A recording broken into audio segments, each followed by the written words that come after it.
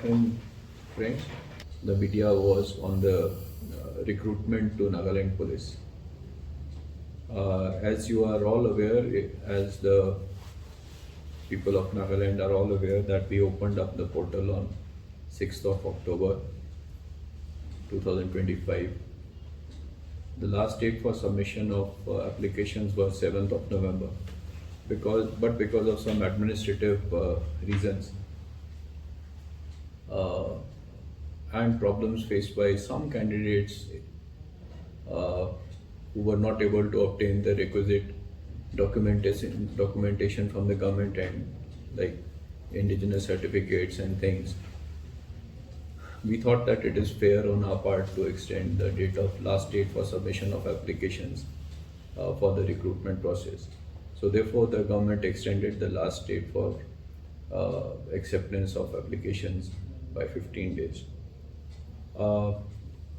You would have all witnessed regular updates from the police headquarters on the Nagaland Police website and also on the print media platforms in Nagaland about the number of candidates who have applied for the posts every day. Now we are giving two subcategories there. One is the number of people who have registered, and the second is the number of people who have paid the fees. Registration is free of cost. It is a one-time registration. So if you register on the portal once, that registration is valid for all future recruitments.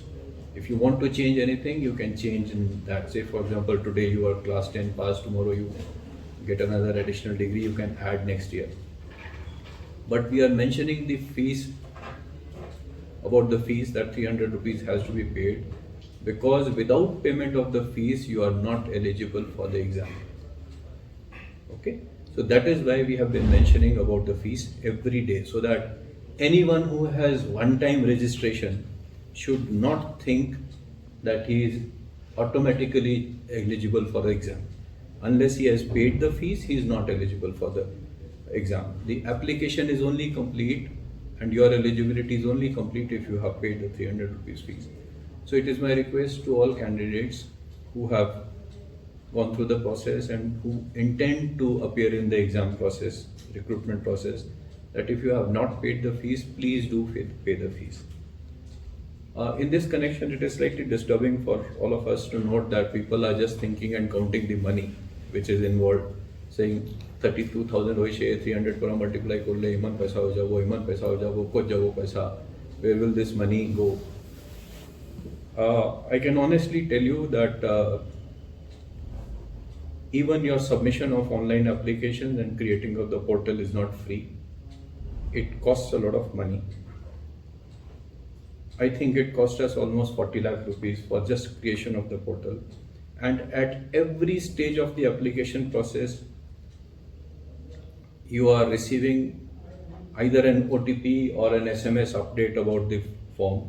All of this costs money. Okay. Besides this, now I'm not trying to protect myself or being defensive, but I'm just giving a comparative statement, comparative thing for the recruitment processes. For the NPSC and the NSSB exams also, the recruitment fees or the application fees is 300 rupees. That process is purely a two-step process, which is written exam and the interview. In the police recruitment, it is a three-phase examination, which is a physical, a written, and followed by an interview. All of this costs money. You would all agree with me that only the physical part being included for 32,000 candidates costs a lot of money. So my request to anyone who has been critical of us without knowledge of how the process goes should probably consider twice before writing all these things. But on a positive, on a happier note, I can tell you that this online acceptance of forms has saved a lot of hardship to the ordinary man, the ordinary candidate. People who would have had to travel from places, far away places like Longwa or say in Tening or somewhere, to pick up the form, go back, fill up the form, resubmit the form. Each one of them would have spent almost, and maybe 2 days staying in Kohima, traveling up, down. They would have spent 5,000-6,000 rupees per applicant. Nobody considers that we have been helping people by saving money. People are just interested in criticizing us for the 300 rupees which is being paid, which I think will be used very judiciously. There is just a possibility that we may run short of funds. So those who are critical of us that we are asking for 300, please think twice before. If you don't know the entire process, you don't know how the expenditure will take place. It is just better to ask someone who's aware. These are the two things that I wanted to brief you about. And even in the recruitment process, we have to spend money. We have already had to cut corners. A single chest badge, which was costing 70-80 rupees in the market, we have made it in-house through our family welfare thing, which is costing us only about 7-8 rupees.